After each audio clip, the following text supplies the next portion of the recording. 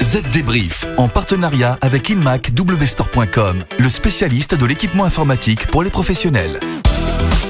Salut à tous, nous voilà repartis pour un nouveau podcast dédié à l'actualité de la transformation numérique, le désormais célèbre Z Débrief. Estelle, vous êtes toujours là ? Eh oui, fidèle au poste David, salut à tous.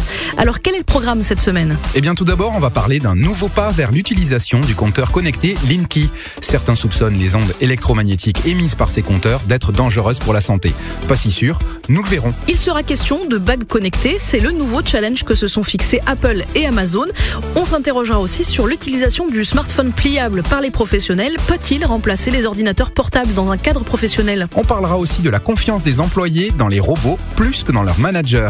Et enfin, on fera un focus sur les applications mobiles dont vous ne soupçonnez même pas l'existence et qui vous pistent. Mais désormais, vous pouvez le savoir. Allez, le Z Débrief, c'est parti ! Les dernières infos.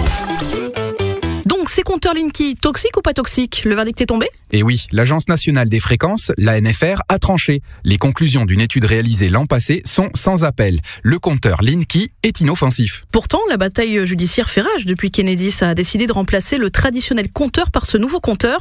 Cette filiale d'EDF compte équiper 35 millions de foyers, mais les résistances sont importantes. Elles concernent les craintes pour la santé des clients, mais aussi le pillage de données privées via ce boîtier. L'ANFR n'a donc pas totalement vaincu ce serpent de mer, mais un grand pas a été franchi. Vous le disiez dans le sommaire, Estelle, Amazon et Apple ont eu la même idée et se lancent dans la bague connectée. Les sorcières d'antan y cachaient des poisons. Aujourd'hui, ce bijou pourrait bien nous servir dans nos gestes quotidiens. Les deux entreprises ont en effet déposé des brevets de ces bagues un peu spéciales qui obéissent au doigt et à la voix. Chez Apple, le brevet décrit un modèle de bague équipé de microphones et d'une surface tactile. Il est aussi question d'un capteur de mouvement qui reconnaîtrait l'écriture manuscrite et le geste de tourner une page de livre. Oui, on le sait David, Apple c'est fantastique. Mais si Amazon a déjà prévu un calendrier pour la commercialisation, le brevet d'Apple, lui, n'en est encore qu'au stade de l'idée. Et maintenant, une question. Les smartphones pliables, dont le récent Samsung Galaxy Fold, seront-ils à même de remplacer totalement les PC portables et autres appareils chez les professionnels ? C'est-à-dire les smartphones, les tablettes aussi, les ordinateurs à la poubelle ? C'est ça. Pourquoi ? Eh bien parce que cet appareil vous donne suffisamment de place sur l'écran pour être productif même lorsque vous vous déplacez. L'autre avantage, c'est que le smartphone pliable permet aussi de se connecter avec un écran et un clavier. On n'a donc plus vraiment besoin d'une tablette ou d'un ordinateur portable. Et puis on nous explique bien sûr que les ordinateurs portables sont parfois trop lourds et surtout trop encombrants pour qu'in fine, on achète du nouveau matériel. Enfin pardon Estelle, mais les ordinateurs portables ne sont pas encore enterrés. Ils ne sont pas forcément très lourds et sont quand même aujourd'hui très performants.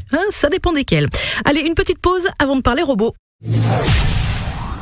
Savez-vous que le support technique des PC sous Windows 7 s'arrêtera en janvier 2020 ? Prenez une longueur d'avance et changez dès maintenant pour un PC nouvelle génération équipé de Windows 10 Pro. Plus rapide, plus léger, plus sécurisé, vous avez la garantie d'un PC vraiment plus performant. Retrouvez le PC adapté à votre activité professionnelle sur InMacWstore.com. Le chiffre marché.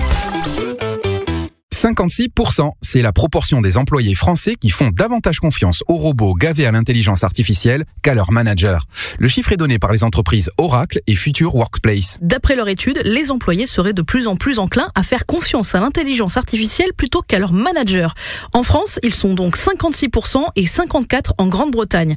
Mais tenez-vous bien, en Inde, ce sont 89% des travailleurs qui préfèrent obéir à une machine plutôt qu'à un humain. Et en Chine, 88%. Je me vois mal négocier un congé paternité ou du télétravail pour m'occuper de ma gamine fiévreuse avec un robot. Enfin moi, ce que j'en dis, c'est que c'est flippant. Ça peut toujours être utile. Vous allez être content David, cette semaine on parle encore d'iOS 13, le système d'exploitation mobile d'Apple, et on en parle en bien. Forcément en bien. Oui, n'en faites pas trop quand même. J'imagine que vous voulez parler de la nouvelle fonctionnalité qui permet désormais de détecter les applications mobiles et les sites internet qui vous espionnent. Ceux qui nous suivent pas à pas et savent par exemple ce que l'on met dans notre panier et à quelle heure on se couche. C'est ça, concrètement, cette nouvelle fonctionnalité permet de n'autoriser le suivi et l'accès à vos informations que lorsque vous utilisez l'application. Il s'agit d'une fonction de confidentialité très pratique qui vous permet donc de surveiller des applications que vous avez peut-être laissées végéter dans les méandres de votre appareil, mais qui, de leur côté, sont loin de vous avoir oublié. Ok, c'est noté. Allez, Z Débrief, c'est terminé pour cette semaine. On se retrouve dans 7 jours. Bye bye. Z-Débrief, en partenariat avec InMac WStore.com, le spécialiste de l'équipement informatique pour les professionnels.